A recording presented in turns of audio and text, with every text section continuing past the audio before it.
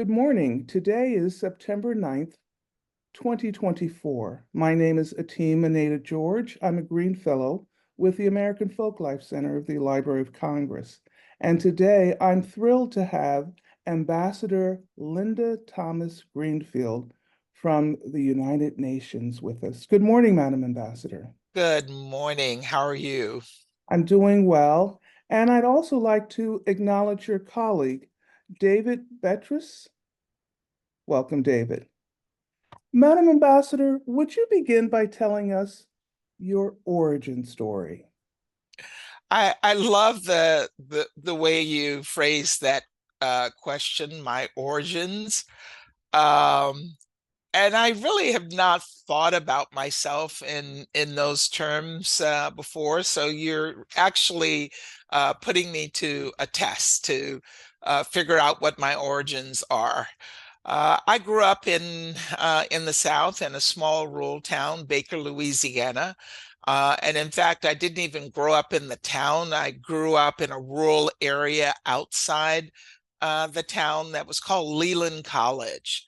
And Leland College got its name because there was a historical Black college in the community that was a Baptist center that trained Baptist preachers.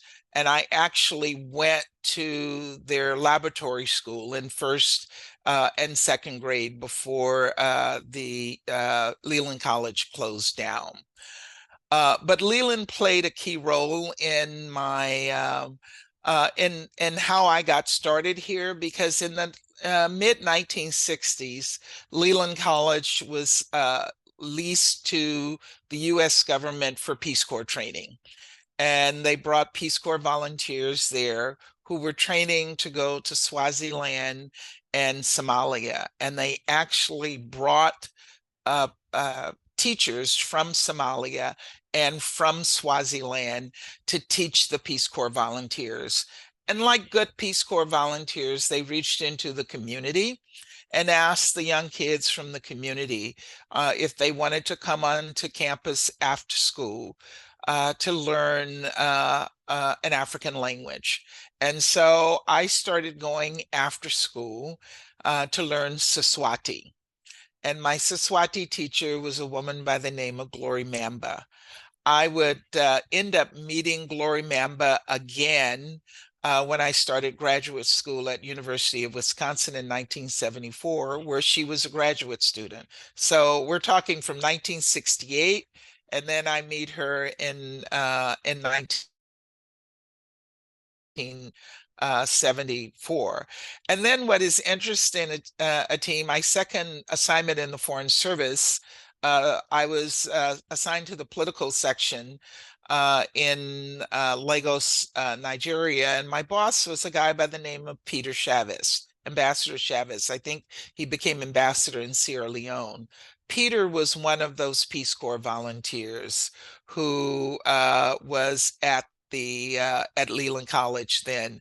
And when he told me he knew Baker, and I said, really? He says, yes, in Leland College. And we discovered that my family had inherited his cats before he went off to Swaziland. So that's my origin. Because of that experience, I became interested in Africa. And I ended up joining the Foreign Service, and here I am today. Thank you so much for giving us that sort of broad brush of your origin story. Yeah. You've worked in both bilateral and multilateral diplomacy. Would you talk to us a little bit about that? You know, I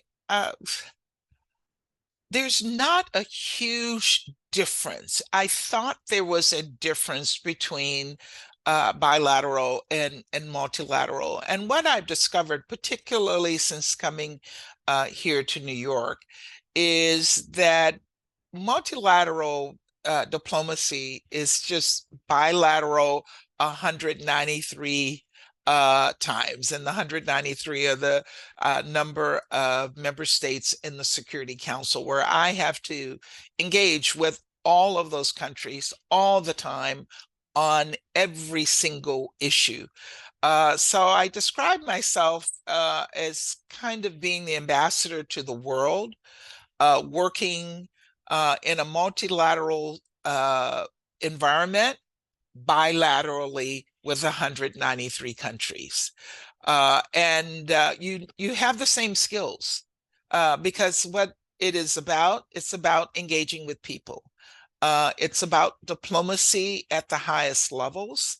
It's about for me in particular, it's about getting to know the people that I have to engage with so that when I need them, it's not the first time I've engaged with them.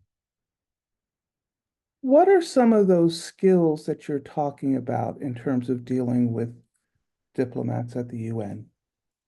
So for me, and I think it's different from for other people. People have different skills that they bring to the table. For me, it is people skills. It's the ability to make people who are not necessarily in sync with you comfortable with you, comfortable with the ability to have a conversation with you, comfortable with your honesty with them. And sometimes that honesty means telling them things they don't want to hear, but they appreciate the honesty. They prefer the honesty over the sort of putting rose-colored glasses on what is not rose-colored. And I think that has worked very well for me in my bilateral positions as ambassador to Liberia or serving in Nigeria or the Gambia or Jamaica. And it worked for me when I served in Geneva as the person responsible for all of our humanitarian relationships. And it certainly worked for me when I worked as the Assistant Secretary for Africa, where I was engaging with all 49 countries in sub-Saharan Africa and really getting to know people. And I think for me, my proudest accomplishment is that people know who I am. And they know who I am not as Ambassador Thomas-Greenfield or the Assistant Secretary for African Affairs or the U.S. Permanent Representative. They know me as Linda. Madam Ambassador, those are really interesting observations. I wonder if we could pivot a little bit and ask you to talk about some of your achievements, things that you're really proud of as you survey your career and the contributions you've made. You know, I That's a hard question for me as well, a team, because I never look at myself and what I have achieved. I see the achievements as achievements of a team effort. It's the achievements of the U.S. government and maybe my ability to bring all of that together. I think as we look at my tenure, uh, let's start with as ambassador to Liberia. I thought my greatest achievement there was actually getting to know the people and not necessarily being just a channel of communications with the government. And the first year I was in Liberia, uh, at the end of the year, the local newspapers voted on who was going to be the diplomat of the year, and they chose me.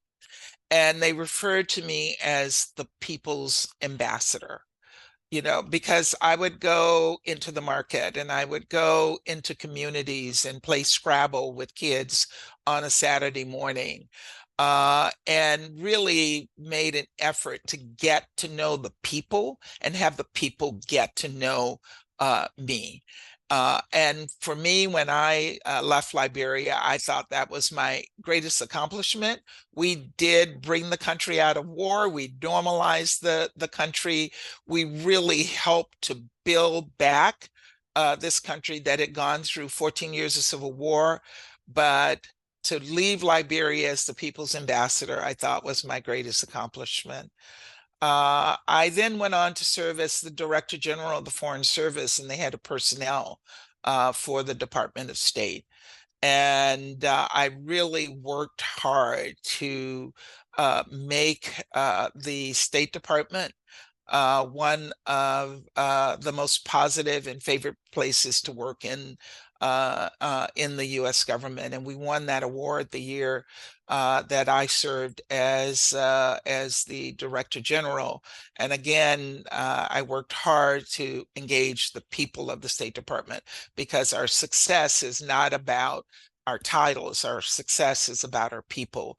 And again, my attention to the needs of the people were truly an important accomplishment. And recruiting that next generation of foreign service people, a diverse foreign service that represents the face of America. And I think we had significant achievements in that. And then as Assistant Secretary for Africa, it was again hosting in 2014 the historic African Leaders Summit that brought, first ever, that brought African leaders from across the continent to engage with the administration across the entire administration. And I think the dividends from that 2014 engagement are still paying dividends for the U.S. government. And I thought for me that was basically the end of my career in the State Department. This current job was not in the offing.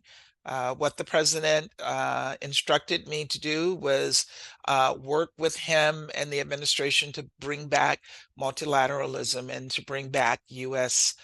Leadership to the United Nations. And I think I have accomplished that in spades with the help of my extraordinary team. That is quite a resume, Madam Ambassador. Um, I know you've worked on some of the toughest issues, and I wonder if you'd talk about your work with refugees and humanitarian affairs. You know, for me, that is the work of my heart. And it is the work where I know without a doubt over the course of my career that I have had an impact on the lives of refugees and people who are living in conditions that no human beings ought to live in.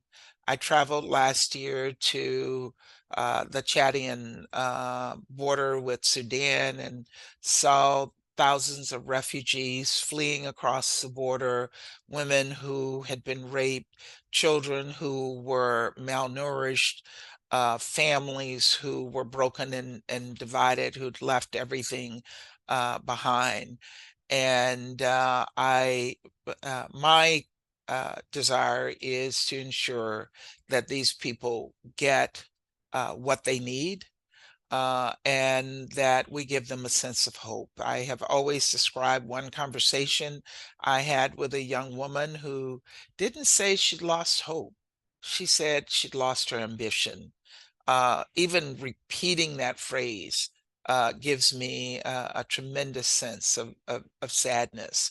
We have to ensure that young people, whether they are in a refugee camp, they're in a country in conflict, they're in IDP camp, or they're living in the United States, that they do not lose their ambitions, that they keep their ambitions intact. Thank you for sharing that with us. Madam Ambassador, I'd like you to give some thought to the future. I would hope that in years hence, there'll be young people in particular watching this interview. What would you say to them about pursuing a career in the Foreign Service or working in international affairs? Well, I would say to them, it is an opportunity to make a difference. It's an opportunity to know the world, and it's an opportunity for the world to know you as a person, but also as a representative of the United States. I did not know about this career option when I was a young person. I only found out about this much, much later in life, and I came into the Foreign Service when I was 29 years old. And I have not regretted a moment of it. So, what I say to young people is no matter what it is that you think you want to do, what it is you think you want to be, you can still be that and be in the Foreign Service, whether it's a doctor or an engineer or an architect or a political science major, international affairs major, lawyer. This is an opportunity to use whatever skills that you have to represent our country. I think our diplomatic platform has to be diverse. It has to represent the face of America. And so it has been my goal, even during the 3 years that I was retired from the Foreign Service, to encourage and urge and support and mentor the next generation of young people going into international relations. That is my goal here at the United Nations. It will be my goal for the rest of my life because our government, our diplomacy, the world will need the extraordinary skills that these young people will bring to the table. Thank you. As we're wrapping up our interview, is there anything else that's on your mind that you'd like to share? You know, I have served in the Foreign Service in various capacities for over 40 years. And when I started this 40 years ago, I didn't know that I would stay at it this long. The reason I've stayed at it this long is because it has been an extraordinarily rewarding career. I do feel that I have made a difference, and there's no better feeling in the world than to know that your actions, your decisions will make a difference or have made a difference to another person's life in a positive way. And so as my career comes to its next phase, I know as I look back that I've made a difference. And I think for all of the young people who will be looking at this, there's no better feeling than to know you've made a difference in people's lives. Thank you so much, Madam Ambassador, for taking the time to share your origin story with us. Well, thank you. I really enjoyed speaking with you.